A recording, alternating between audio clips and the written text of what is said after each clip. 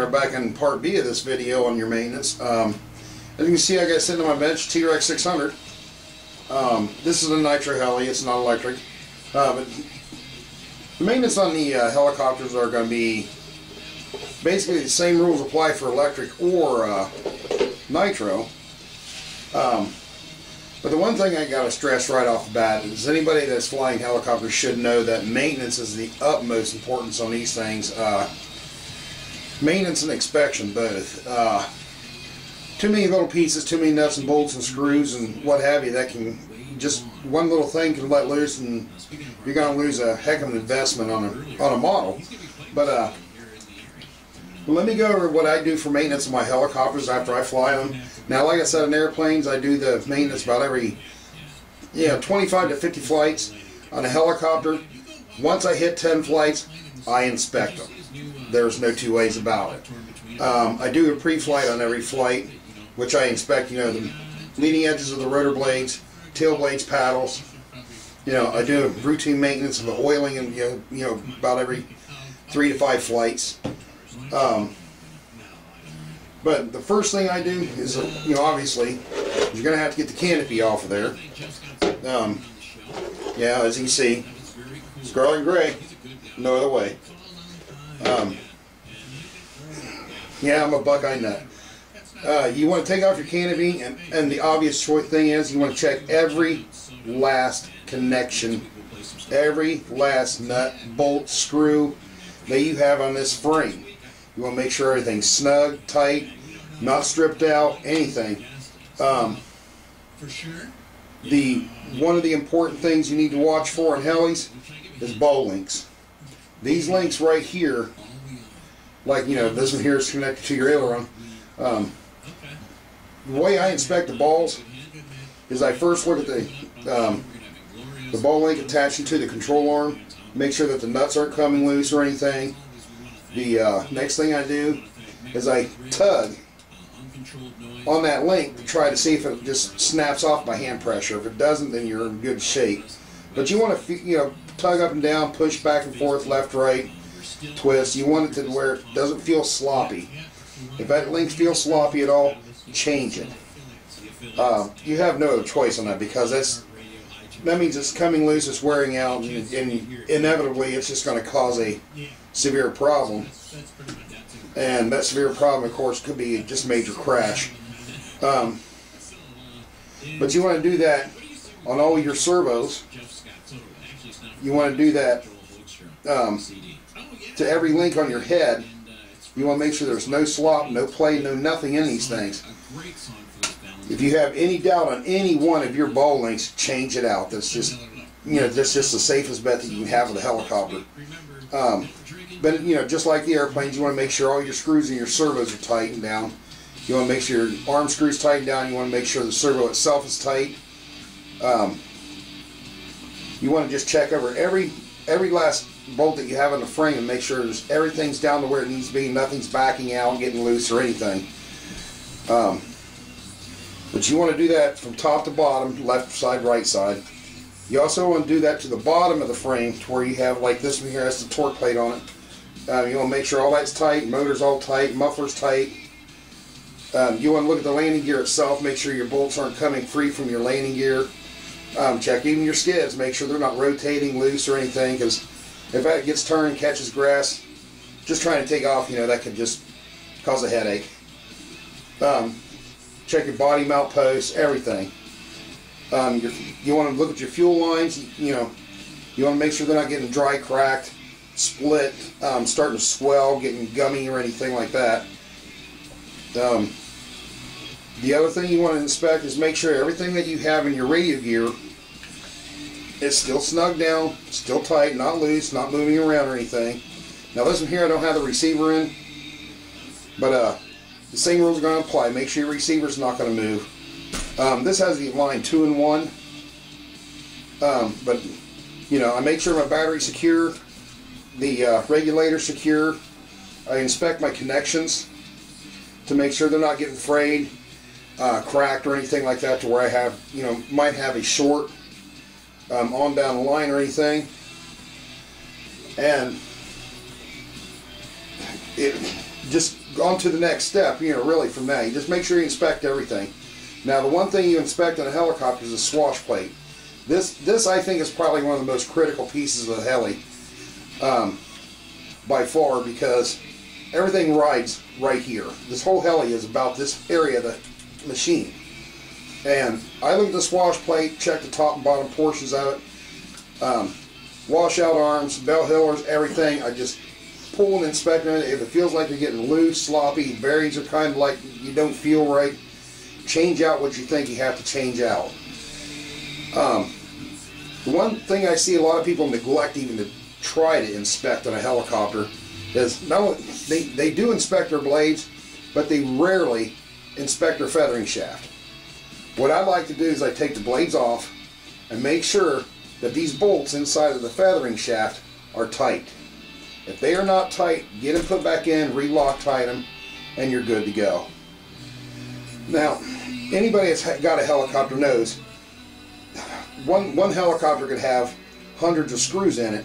It's going to seem like it's going to take some time. It does. But that's, you know, we all chose to be into this hobby to fly a helicopter. This is what you have to expect. The next thing you jump to is like all your collar right here on top of your bearing block. Make sure that's all tight. Make sure your head's not loose up and down. Step down to your main gear. You want to inspect every tooth on your main gear. You want to look at every tooth. If any one of those teeth are starting to look like they're starting to wear, getting a little bit out of shape or anything, my preference is just change it out. You want to do the same with the drive. If you had the dual drive, you'd like the drive gear under here too.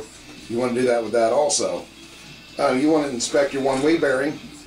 You want to make sure you're nice and free. And you want to push back and make sure it doesn't slip. You want to grab a hold of that main gear and that head, and you want to pull. Make sure there's no slippage in that one-way. If it's starting to slip, go ahead and put a one-way bearing in. I've heard arguments back and forth of how often to change your clutch. I've got a Raptor 30.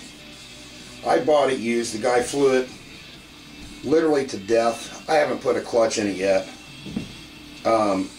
You'll notice when it needs a clutch, if you seem like your head RPM is starting to decrease, seems like it doesn't have the power, that may be an indication where you want to check your clutch liner out.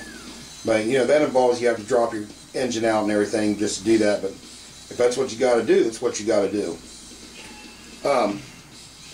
But I go on down and I just make sure that where your main gear is attached inside of here, let me pick this up a little bit, but the bolt that holds the main gear to your shaft right down in here, make sure that is tight. A lot of people call them the Jesus bolt, but I call it the hell yeah bolt, because hell yeah, that thing comes loose, you got a hell of a crash in front of you.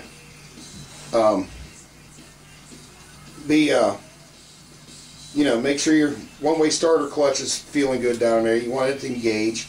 You can try to do that by hand, but usually you can take the starter one, put it in there and kind of twist and see if it's engaging good.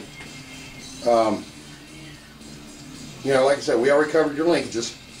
The other thing you want to look for in a heli, now, like I said, I have the Align 2-in-1 on here, and you see the control box is right here for it. It's stuck on two-sided. You want to make sure that's not coming loose. You know, give it a pull, give it a tug, and you want it to feel like it's still glued on there. So, and that does feel good. So, but stepping on back, we basically pretty much covered everything in the front. Make sure every nut and bolt is tight on this, from your motor mount to your frame to the motor mount on the motor itself, muffler bolts, everything. You know, look at your wiring, look at your wire ties. You see any kind of wiring getting cracks, dried in, fix the problem.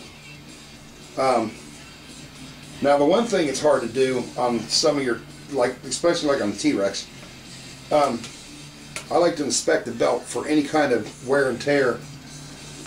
Excuse me.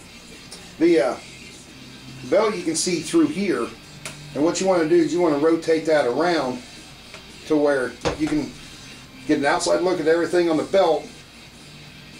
And then the one thing it is hardest to do, you want to inspect the teeth also. And I just kind of get a light and I kind of look down in there and I'll spin it and look at all the teeth. If I see a tooth that looks like it's not in good shape, then I'll just change the belt out. You want to make sure your night head bars are tight front to back. You want to make sure your tail boom is nice and tight. No slop, no play. If it didn't, fix the problem. The guides for your control rod, you want to make sure they're all where they're supposed to be and tight.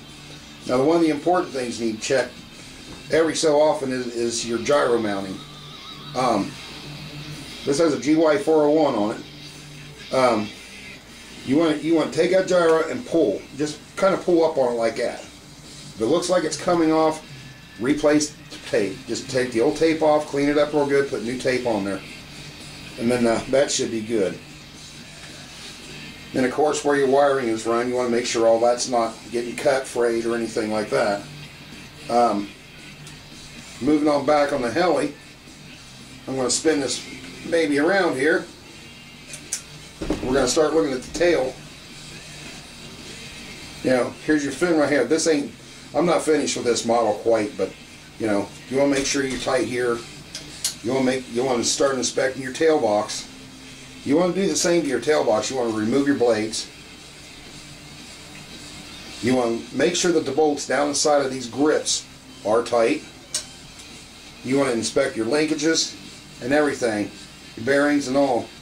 If anything doesn't feel like it needs to be in, that way, then you should go ahead and replace it. This right here, it's of course it's operating smooth. You want to look at your blades. No cracks, no chips, no dings or dents or anything. You want these to stay as nice as possible. Make sure your fins aren't cracked or broke. You want to look over your tail box itself and see if there's any kind of cracking. Look around your bossing where your bolts goes in and everything. Make sure everything looks the way it's supposed to be. And then you should really be good on a helicopter after that. Now, I'm going to go ahead and give you an idea about oiling a helicopter.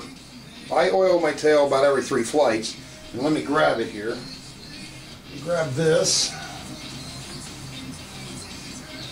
And this here. Now this is what I use mainly for oiling since I found it again. I'll show you that bottle here in a minute, but I use this right here, 3-in-1 machine oil. That's a tried and true oil from 100 years ago. I think they were started in the 1800s, 1890s or something. But it's still around today, and it's probably the best oil you can get. But you maintenance your swash plate, you hit your linkages and stuff with it. It keeps it nice. You want to do your tail about every 2-3 flights because that picks up a lot of dirt. I carry one of these with me when I fly helis.